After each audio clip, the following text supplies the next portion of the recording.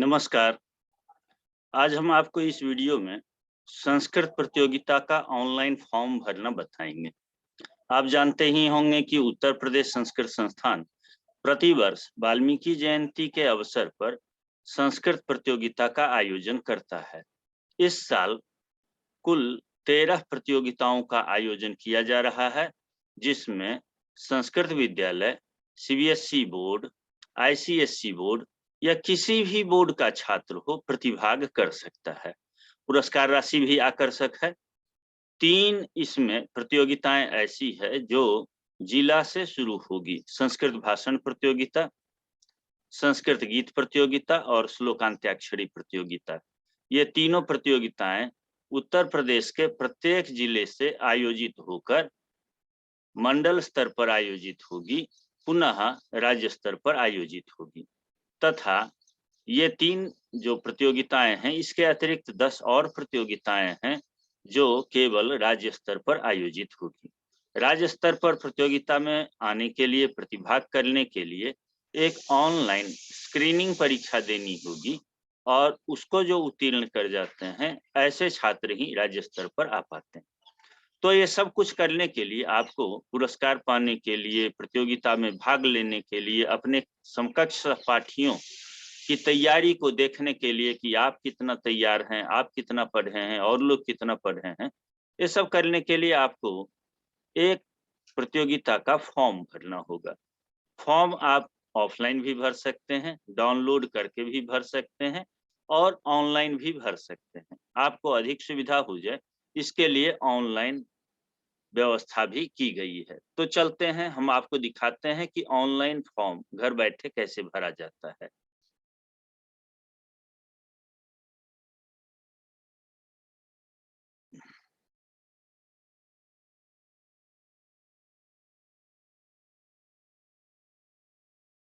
ये हम आ गए उत्तर प्रदेश संस्कृत संस्थान की वेबसाइट पर, उत्तर प्रदेश संस्कृत संस्थानम .in। आप गूगल पर सर्च करेंगे, जैसे कि यहाँ पर मैं लिखता हूँ UPSANSKRITSANSTHANAM.in। UP Sanskrit Sansthanam type करेंगे और टाइप करके इंटर बटन दबा देंगे। ऐसा दबाते ही ये वेबसाइट खुल करके आपके सामने आ जाएगी। इसके बाद आपको करना क्या है, इसमें देखना है ऊपर में ये मीनू बटन दिया हुआ है। इस मीनू बटन में आप देख रहे होंगे कि एक मीनू बटन यहाँ पर ऑनलाइन आवेदन का भी है। ऑनलाइन आवेदन में वाल्मीकि जयंती छात्र प्रतियोगिता का यह सब मीनू है। ऑनलाइन आवेदन के अंतर्गत वाल्मीकि जयंती छात्र प्रतियोगिता का भी एक मीनू बटन आया हुआ है।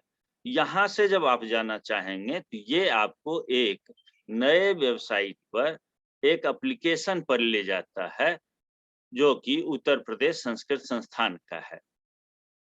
यहाँ पर आप आ गए और आने के बाद अब देखते हैं कि इसमें क्या क्या व्यवस्था है, कैसे भर सकते हैं। एक तो यहाँ तक आने का ये रास्ता है। दूसरा, और मैं आपको बता दूं कि उत्तर प्रदेश संस्कृत संस्थानम के ही वेबसाइट पर आप नीचे की ओर आए, नीचे की ओर आते जाते हैं, जहां पर विज्ञापन लिखा है उसके और नीचे वर्तमान सूचना, नवीन सूचना जहां पर है, नवीनतम सूचना हो, उसके आगे देखते होंगे संस्थान प्रकाशन पुरस्कार शासनादेश है और यहाँ पर वाल्मीकि जयंती छात्र प्रतियोगिता आपको दिख गया। फिर से मैं आपको दिखा दूं, ये वाल्मीकि जयंती छात्र प्रतियोगिता का दिख रहा है, ये देखिए हाईलाइट हो गया। फिर से हटाता हूँ, ये हाईलाइट हो गया। तो ये वाल्मीकि जयंती छात्र प्रतियोगिता है। इस पर आप क्लिक करते हैं तो ये भी आपको एक दूसरे एप्लीकेशन पर ले जाता है जो कि प्रतियोगिता के आवेदन पत्र को भरने के लिए है। तो अब आते हैं, यहाँ पर आ गए। आप डायरेक्ट भी यहाँ पर आ सकते हैं, यूपी संस्कृत संस्थान .com/प्रतियोगिता/apply.php इतना टाइप करके भी आप डायरेक्ट यहाँ पर आ सकते हैं। तो अब चलते हैं यहाँ पर sanskritsambhasan.com/प्रतियोगिता/apply.php पर क्लिक करके आप डायरेक्ट इस पर आ सकते हैं। बाईं ओर आप देख रहे होंगे प्रतियोगिता क्यों कराई जा रही है, उसके लिए 3 चीज बताए गए हैं। संस्कृत का प्रचार प्रसार संवर्धन और संरक्षण करना इसका उद्देश्य है। दूसरा, छात्रों में संस्कृत भाषा के प्रति अनुराग उत्पन्न करना, और तीसरा है छात्रों की अंतर्निहित शक्तियों का विकास करना। छात्र संस्कृत जानते हैं, हर कोई संस्कृत जानता है, लेकिन उसको प्रकट करना, अभिव्यक्त करना, लोगों के बीच खड़ा होकर के उसके बारे में बोलना, ये जो उसके भीतर में छिपी हुई शक्ति है। बहुत सारे श्लोक याद हैं, बहुत कुछ याद है उसको, 4 श्लोक याद करके भी बोल सकता है, लेकिन वो बोल नहीं पाता है। तो वो पावर उसमें जनरेट करने के लिए प्रतियोगिता है। प्रतियोगिता के आयोजन की तिथि में इसमें है जनपद स्तरीय, मंडल स्तरीय और राज्य स्तरीय। जैसा कि मैं पहले बता रहा था आपको, ये डेट दिए गए हैं और यहाँ बिंदु के रूप में दिए गए हैं कि संस्कृत गीत, संस्कृत भाषण, श्लोकांत्याक्षरी प्रतियोगिता जनपद, मंडल एवं राज्य स्तर पर आयोजित होगी। तो ये तो मैं पहले बता लिया। अब मुख्य बिंदु पर आते हैं। यहाँ आवेदन कैसे करेंगे? आवेदन के लिए आधार और मोबाइल नंबर दर्ज करें, ये लिखा हुआ है। आपको यदि नहीं दिख रहा हो तो मैं आपको ठीक से इसको दिखा सकता हूँ। ये देखिए, हम इसको ये कर दे रहे हैं, एक लाइटर का उपयोग कर दे रहे हैं ताकि आपको ये दिखने में आसानी हो जाए।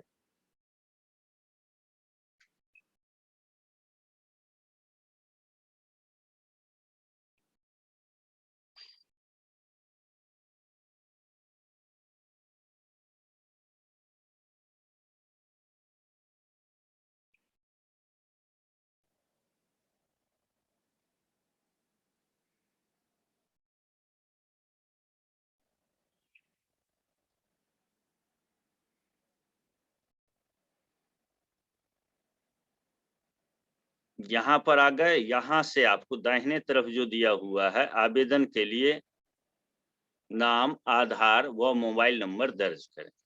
तो यहाँ पर नीचे आपको फॉर्म भरना है। क्या कैसे भरेंगे? यहाँ लिखते हैं आवेदक छात्र छात्रा का नाम।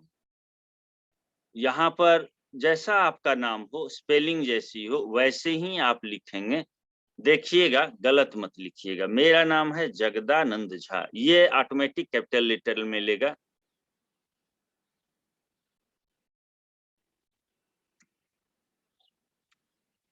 मैंने भर दिया।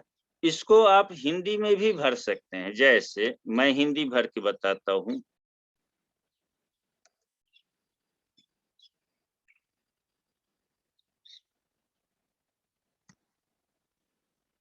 ये ले लिया, जगदानंद झा। अब यहाँ पर आपको 12 अंकों का अपना आधार नंबर डालना। मैं अपना आधार नंबर यहाँ डाल देता हूँ।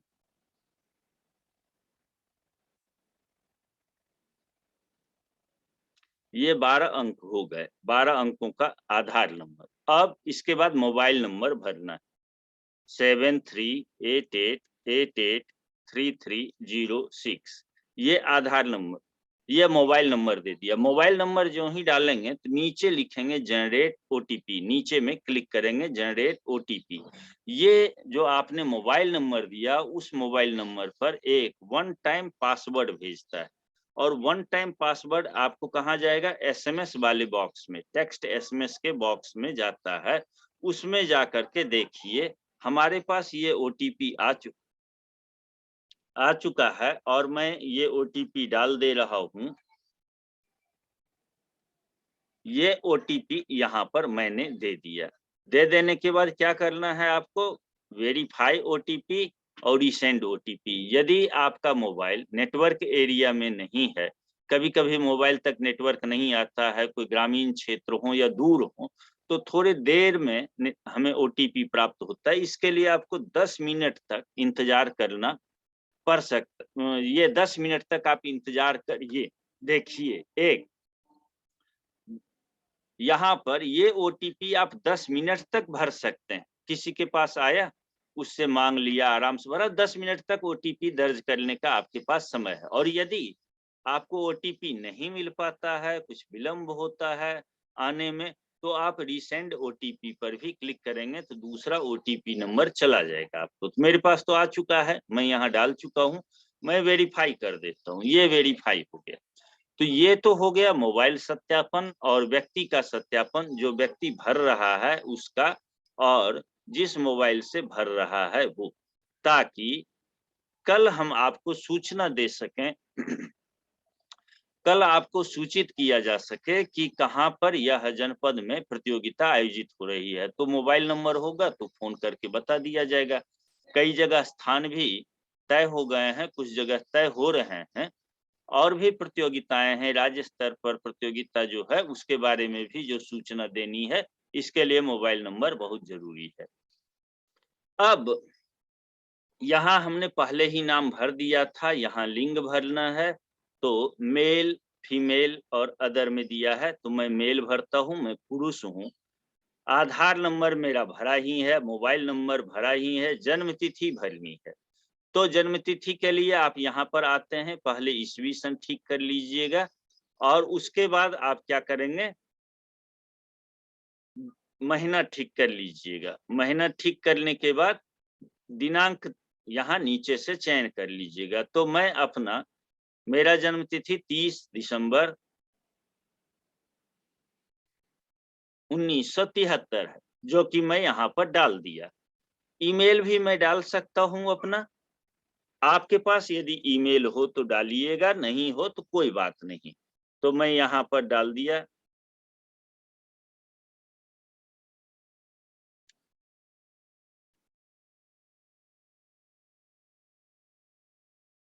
ये ईमेल नंबर हम अपना दे दिया। अब ये पिता का नाम पूछ रहा है यहाँ पर, तो मैं पिता का नाम, श्री सब मत लगाइएगा,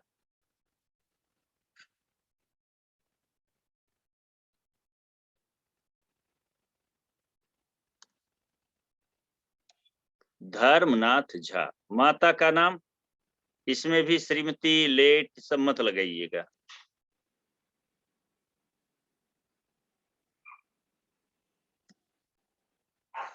अब कक्षा का नाम, आप जिस कक्षा में पढ़ रहे हो उस कक्षा का नाम देना।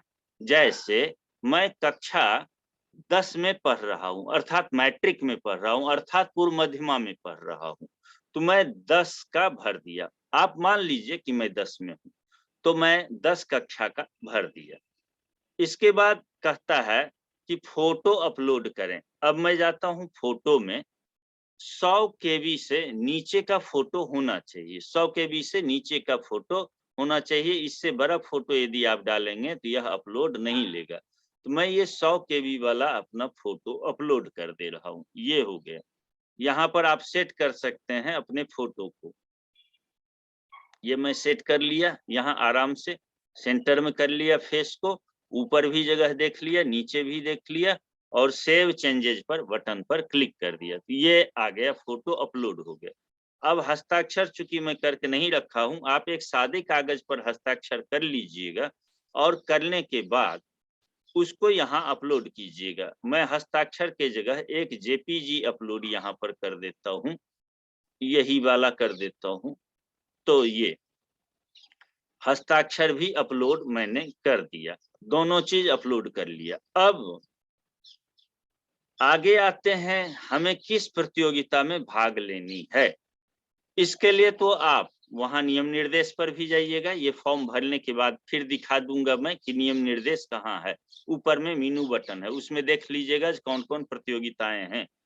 यदि आप नहीं भी देखते हैं और फॉर्म भरने आ जाते हैं तो कोई बात नहीं है। ये ऐसा एप्लीकेशन बना है कि आपको जिस कक्षा में आप पढ़ रहे हैं उसी की प्रतियोगिता दिखाएगा, दूसरी कक्षा का प्रतियोगिता नहीं दिखाएगा।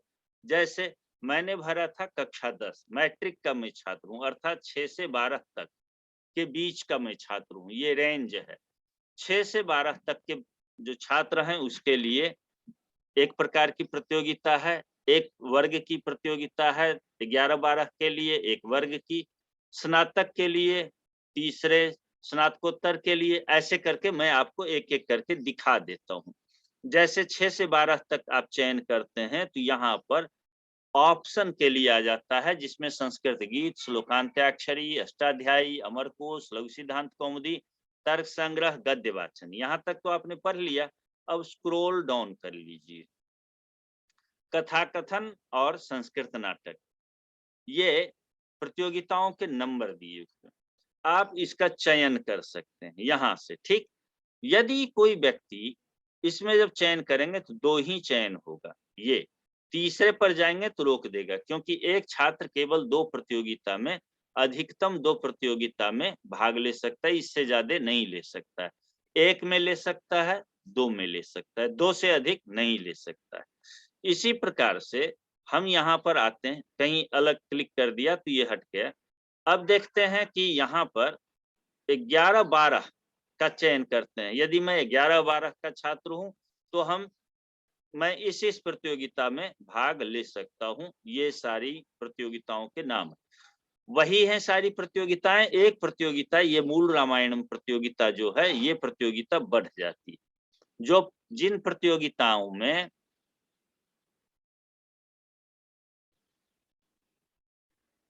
6 से 12 तक के बच्चे भाग ले सकते हैं, देखिए यहाँ मूल रामायणम आया है या नहीं, ये देखिए यहाँ मूल रामायणम नहीं आया है, इसको भी जोड़ देता हूं। तो 11-12 है, 11-12 के छात्र और किस प्रतियोगिता में भाग ले सकता है, उसके नाम यहाँ पर आ गए। ये पुराने वाले तो सब कर ही सकते हैं, और एक कर सकते हैं मूल रामायणम, और एक बढ़ जाता है। ठीक, तो जो बच्चे 11 या 12 में हो कक्षा में, वो इसको सेलेक्ट कर लेंगे। इसके बाद अब आगे चलते हैं।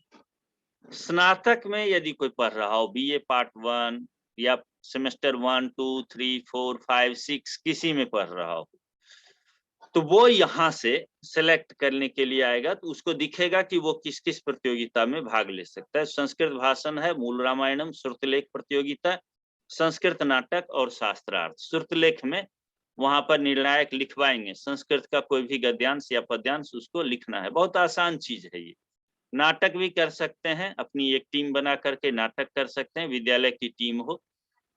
और शास्त्रार्थ कर सकते हैं व्याकरण विषय पर। ये प्रतियोगिता आप 2 चयन कर सकते हैं। ऐसे ही स्नातकोत्तर के छात्र के लिए, एमए के लिए देख रहे हैं, एमए एक्विवेलेंट, कोई भी हो डिग्री, चाहे वो लॉ के हों, चाहे मेडिकल के हों, एग्रीकल्चर के हों, किसी के हों, एमए के एक्विवेलेंट होंगे, या संस्कृत के हों, तो वो संस्कृत भाषण, मूल रामायण, संस्कृत नाटक और शास्त्रार्थ में भाग ले सकते हैं।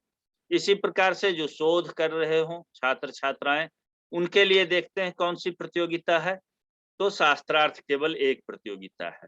तो इस प्रकार से आपने देखा कि स्नातकोत्तर का यदि आप छात्र हैं तो आप 2 चयन कर सकते हैं। अब आपको तय करना है इन दोनों में से किस प्रतियोगिता में भाग लेनी है आपको, संस्कृत भाषण प्रतियोगिता में या मूल रामायणम में। मन में हुआ कि नहीं, ये तो थोड़ा सा हमारे लिए ठीक नहीं पड़ेगा, राज्य स्तर पर सीधे जाना है, या नाटक में हम हैं ही एक टीम में, तो एक मूल रामायणम हो गया और एक संस्कृत नाटक, तो 2। तो ऐसे करके आप अप्लाई नाउ पर क्लिक कर देंगे। तो मैं तो हूँ 10वीं कक्षा का छात्र, तो मैं चुनूंगा 6 से 12 वाला। तो हमारे लिए ये ऑप्शन आया, और मुझे पूरा लघु सिद्धांत कौमुदी याद है, और मैं इसका ऑडियो भी बनाया हूं, ताकि दूसरे भी छात्र उसको सुन सुन के याद कर लें। और तर्क संग्रह भी मुझे याद है, दोनों मुझे याद है। तो मैंने ये अप्लाई कर दिया, यहाँ पर अप्लाई नाउ। अब यहाँ सूचना क्या मिलती है, हम देखते हैं क्या कहता है हमें। क्या कुछ छूट गया है क्या मुझसे, क्यों नहीं अप्लाई हो रहा है? Apply now. ओफो, फोटो अपलोड करने के लिए कह रहा है। लगता है मैंने जो फोटो अपलोड की है वो फोटो कहीं नहीं, फोटो अपलोड करने से ऊपर वाला कोई एक फील्ड, विद्यालय का नाम लिखना भूल गया था। अच्छा अच्छा, सरस्वती विद्यालय में लिख देता हूँ।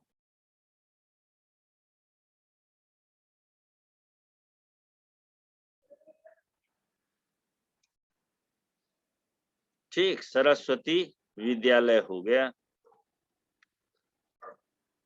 और पता हम लिख देते हैं कुर्मांचल नगर।